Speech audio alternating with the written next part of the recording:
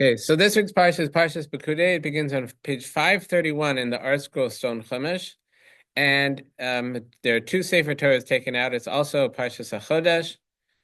So, so like I said, so there's actually two Sefer Torah with two Torah readings. So, but it begins on page 531, Parshas Pekudei. These are the reckonings of the tabernacle of testimony, which were reckoned at Moshe's bidding. The labor of the Levites was under the authority of Yisamar, son of Aaron the Kohen, Betzal, son of Uri, son of Chov, the tribe of Yehuda, did everything that Hashem commanded Moshe. With him was Eliav, son of Achisamach, of the tribe of Dan, a carver, weaver, embroiderer, with a turquoise, purple, and scarlet wool, and with linen. And then it continues to tell us how much materials were donated and how they were used. And that's really what it means here, where it says, these are the reckonings of the tabernacle. What does it mean, the reckonings of the tabernacle? So that means that they're doing an audit. And they're seeing how much was donated. This is the reckoning. They count up how much was donated, and they count up how much was used and how they were used in order to ascertain that everything was done properly. And the Medrash says that there were people talking about Moshe, that people were saying, like that son of Amram, Moshe, his neck's looking a little fatter than it used to. And so Moshe made sure that they did this audit in order to be clear that everything was done on the up and up. And our sages say that this is a lesson for us, that even though we're dealing with people like Moshe and Aaron, people whose reputation is really beyond reproof, but a person should make sure that things are done in a transparent way. So even though between them and Hashem, they know that everything was done right, but it should look good in the eyes of man as well. And for this reason, there's a halacha that whenever people are dealing with communal funds, when they're spending communal funds, the money can never be spent with less than two people. You could never have one person in charge of the spending. It always has to be at least two people. And when they went into the treasury where they kept the communal funds for the Mishkan, for the tabernacle, and for the Beis HaMikdash, for the temple, in order to gather the money to prepare it to be spent for the offerings, etc. So the halacha was they couldn't go in with shoes, and they couldn't have cuffs in their pants. They couldn't have any kind of necklace that would have like a fold, like they would wear amulets then with like scrolls in them, and they weren't allowed to wear that in order that there would be no place for any kind of suspicion that they hid some money away while they were there.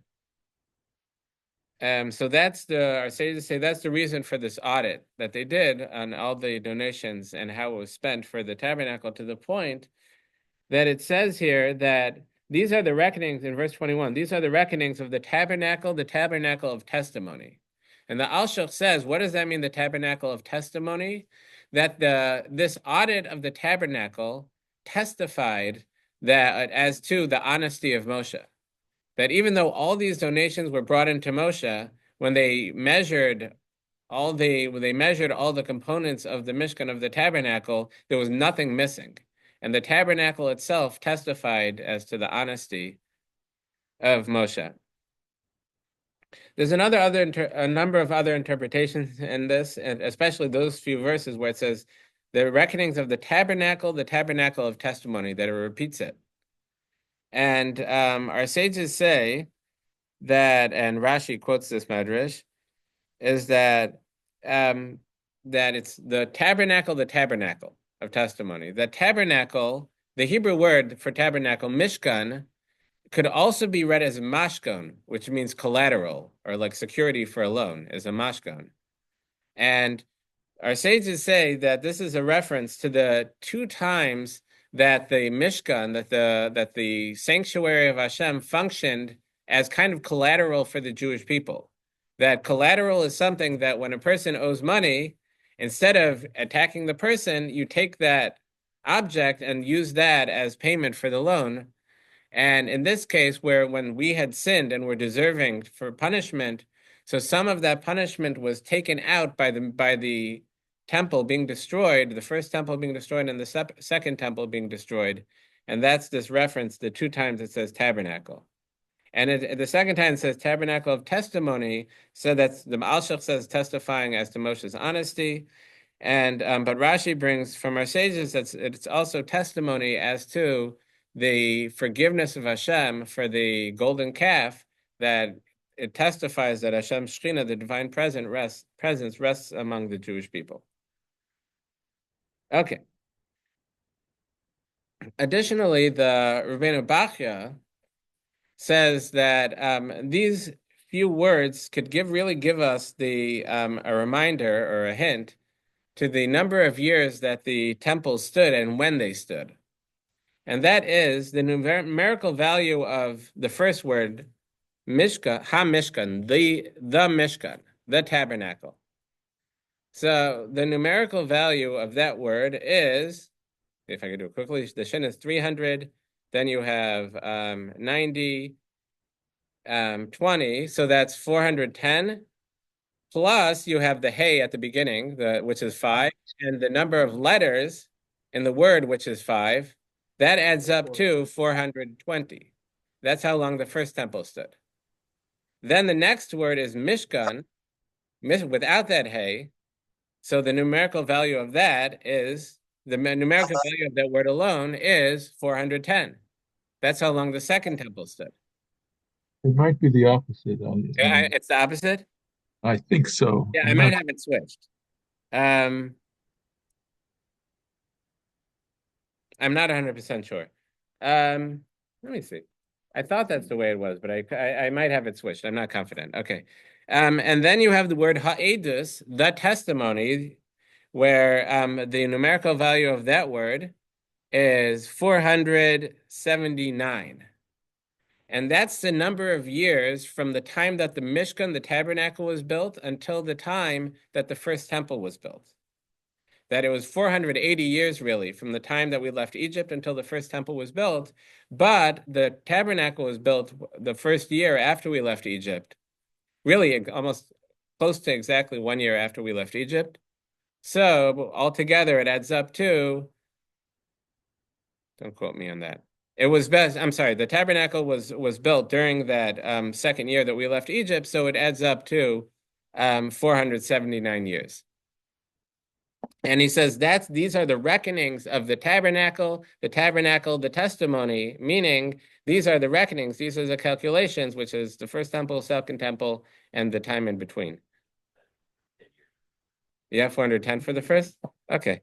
Like I said, I'm not confident which is which. What's that? According to the rabbinical calculation.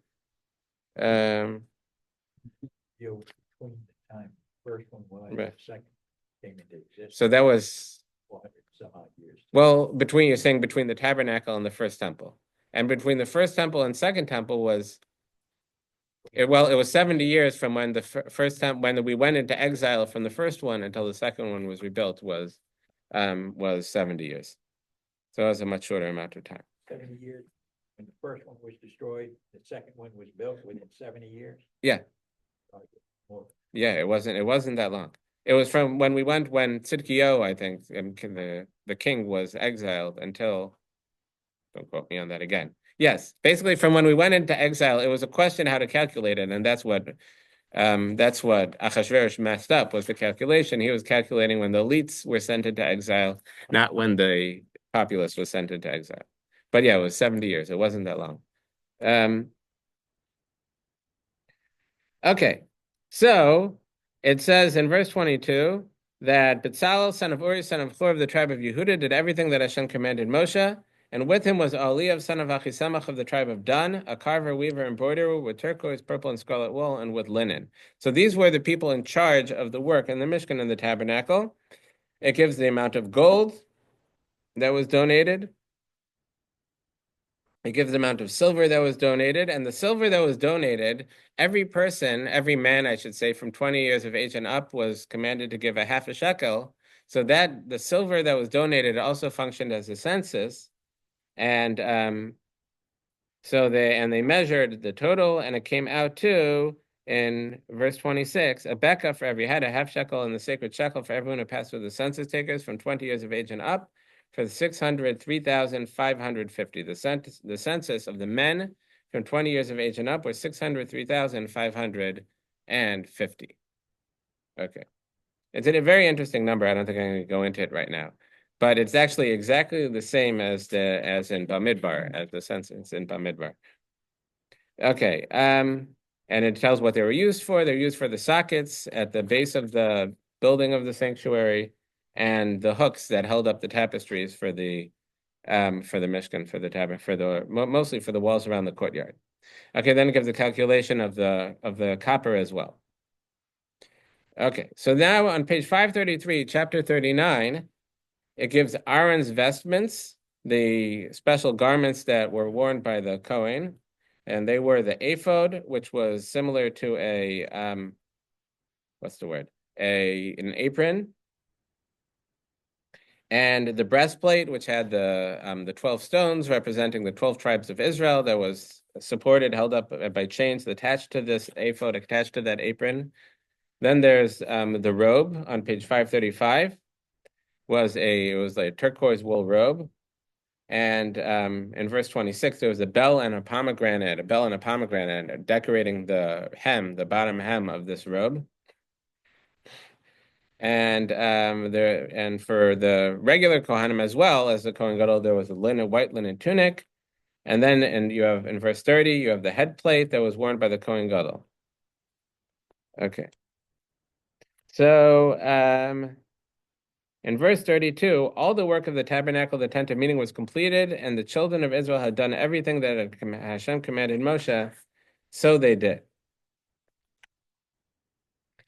And if you look back throughout all this description of the work of the Kohanim, especially with the clothes of the Kohen, it says in verse 5 that as Hashem commanded Moshe. In verse 7, at the end, it says, as Hashem had commanded Moshe. In verse 21 on page 535, as Hashem had commanded Moshe. On verse 26, as Hashem has commanded Moshe. On verse 27, as Hashem has commanded Moshe. On verse 30, as Hashem commanded Moshe. And verse 32, as Hashem commanded Moshe. It's repeated over and over and over again in the Parsha. And that's really the theme of the Parsha, is they did as Hashem commanded Moshe. And the Beis Halevi explains that that's because we mentioned really in Parshas Truma, when we were talking about the cover of the Ark, is that it had these images, really these hammered out sculptures of angelic figures, two angelic figures on top of the Ark, on the cover of the Ark. And in any other context, that would be idolatry. That we're prohibited from making any graven image, and that's pretty much as graven image as it gets. You have a sculpture of an angelic figure in the Holy of Holies, and the reason why it's okay is because that's as Hashem commanded Moshe. That if we do it as Hashem commands Moshe, that's a mitzvah. When we built the golden calf, they might have had the best of intentions, and they might have used their understanding of the spiritual worlds in order to make the right thing, whatever it is. But if it's not as Hashem commanded Moshe, that's a problem. And this is the atonement. The building of the Mishkan, the building of the tabernacle, as sages say, was an atonement for the sin of the golden calf, because everything was done as Hashem commanded Moshe, which is the difference between making an idol and making something holy. Okay.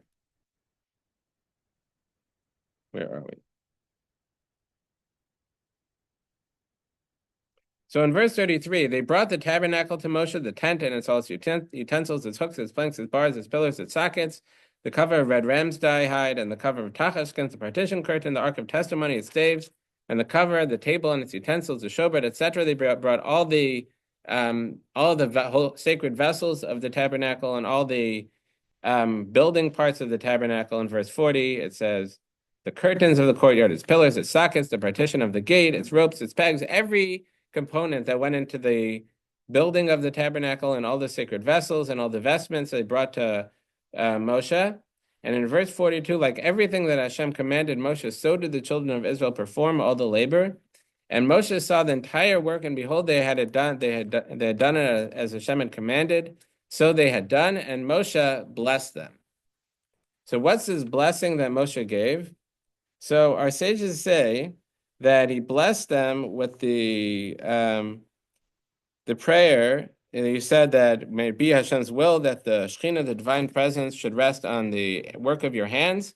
And then he said the prayer that we begin the prayer that we say on Motzu Shabbos after Shabbos is over, which is from Tehillim that we actually say also on Shabbos day.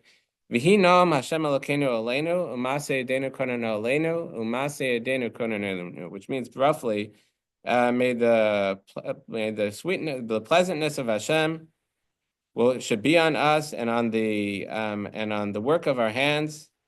It should rest on us, and the divine presence should rest on the work of our hands. And the Rabbeinu Bachya explains this, that may the work of our hands rest on us was referring to the Birchas Kohanim. The work of our hands, meaning the blessing that Aaron did with his hands outstretched over the Jewish people. And he's saying that blessing, the work of Aaron's hands, should take effect on us. We should be blessed. And Umase Denu Koneneu, and the act and the work of Hashem, the Shekhinah, the divine presence, should rest, refers to the tabernacle, that the divine presence should rest in the tabernacle. That's the blessing that Moshe gave the Jewish people. Okay. And moving on, in chapter 40, verse 1 on page 537, Hashem spoke to Moshe saying, on the day of the first new moon, on the first of the month. So that is on the first of Nisan, you shall erect the tabernacle, the tent of meeting. And I believe that's on Sunday, right? So this is, we're reading this right before when this actually took place. This is, so Rosh Chodesh, the first of Nisan is Sunday. So he told him that the first of Nisan, you shall erect the tabernacle, the tent of meeting. And our sages say that all the work was actually done much earlier, and it was actually done on the 25th of Kislev, which is Hanukkah. But Hashem told him that he should wait, and the final erection should be done he should actually put it up on the 1st of Nisan. And our sages say that the 1st of Nisan was actually the 8th day that the Mishkan was erected, as that the first 7 days were the days of Milum, the days of the inauguration of the Kohanim, where he would set it up and then take it down every night. And Moshe would set it up and take it down every day. And on the 1st of Nisan was the 8th day of this inauguration. And then the Mishkan, the tabernacle, was set up to remain standing. But that was done by Moshe, that he was saying, you shall erect the tabernacle. And our sages say that in verse 33, really on 32, on page 535, where it says, all the work of the tabernacle was completed, and they brought Moshe commanded, and they brought the tabernacle to Moshe, meaning it was the people who built the tabernacle, led by Bezalel and Aholiab, who were the directors of all the work. But it was the people who did it. Moshe didn't participate in the actual construction of the tabernacle, according to this medrash. So when they brought it to Moshe, so Moshe was distressed that he didn't take part in the building. And so he was commanded to be the one to actually erect it. He was the one to actually put the building together for the first time. And the Medrash actually says that all the people tried, that the people who did the building, who actually made the vessels and who made the components of the building, tried to put it up and they couldn't. And they brought it to Moshe, and Moshe was the one who actually erected it. Okay. So, where am I here?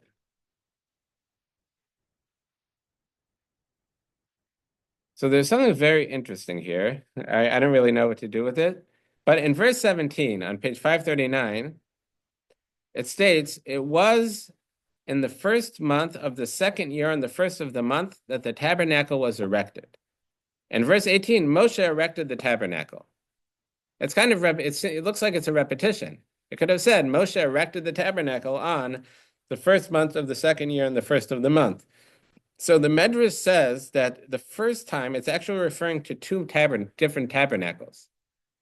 And the Medrash says that, this is actually a Gemara in Chagiga, says that the heavenly angels were also commanded to build by Hashem to build a tabernacle. And they Sages say that there's the spiritual tabernacle that corresponds to the physical tabernacle on earth. In this world, there's a spiritual tabernacle built by the angels of Hashem, and the Rabbeinu Bachya said that that's what this is hinting at, that it was in the first of the month the tabernacle was erected, and then Moshe built the tabernacle that's referring to the physical one.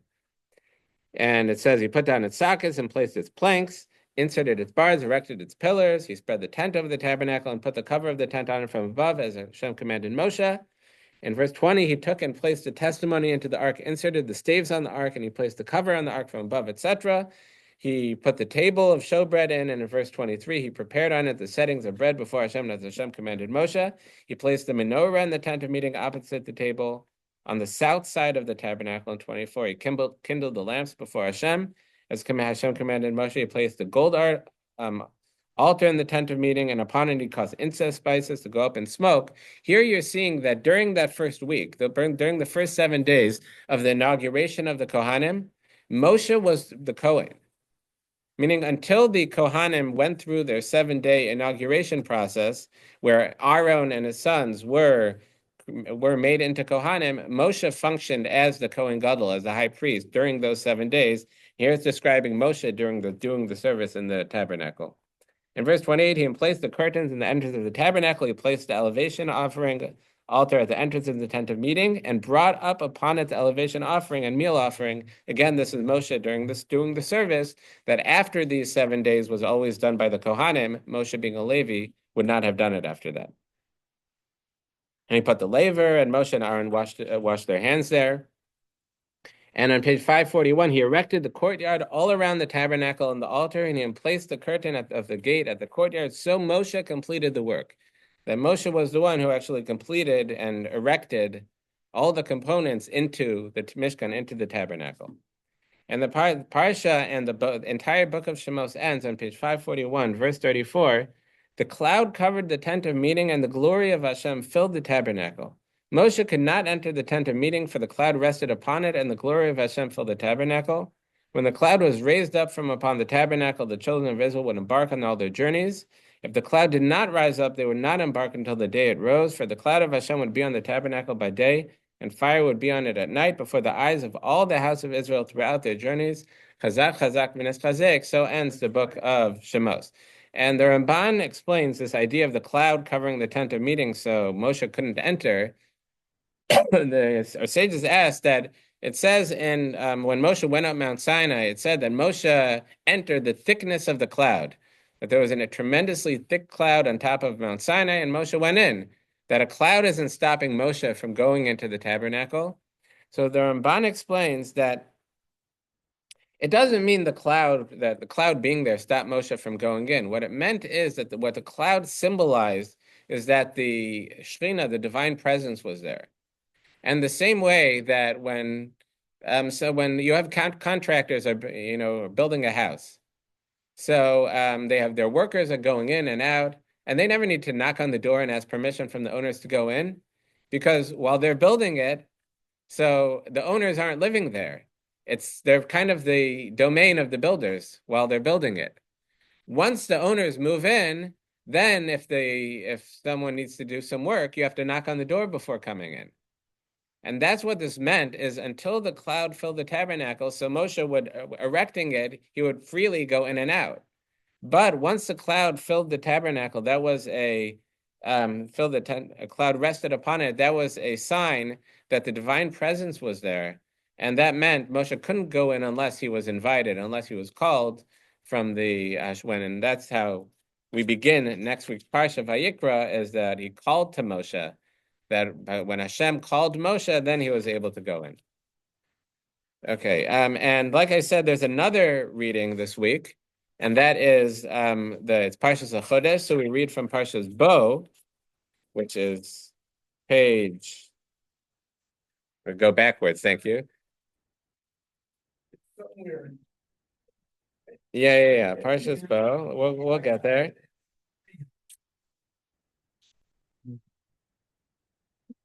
Yeah, here I am, page 349. So at the end, we bring out a second Sefer Torah, and we read from page 349. where chapter 12, where it says Shemos chapter 12, it says Hashem said to Moshe and Aaron in the land of Egypt, saying, "This month shall be for you the beginning of months. It shall be the first of the months of the year, which is the mitzvah of Rosh Chodesh, the mitzvah that we sanctify the new moons by." It's like each month starts by testimony to the court that they saw the new moon, and that Nisan is the first month of the year. We count our months starting from Nisan, and the mitzvah of the Paschal offering is also read as an introduction to. We start getting ready for Pesach now, and the Haftorah is also the special Haftorah for Parshas Chodesh for the first. Or I should say the Shabbos right before Rosh Chodesh. Okay, shkoyach. Everybody have a great Shabbos.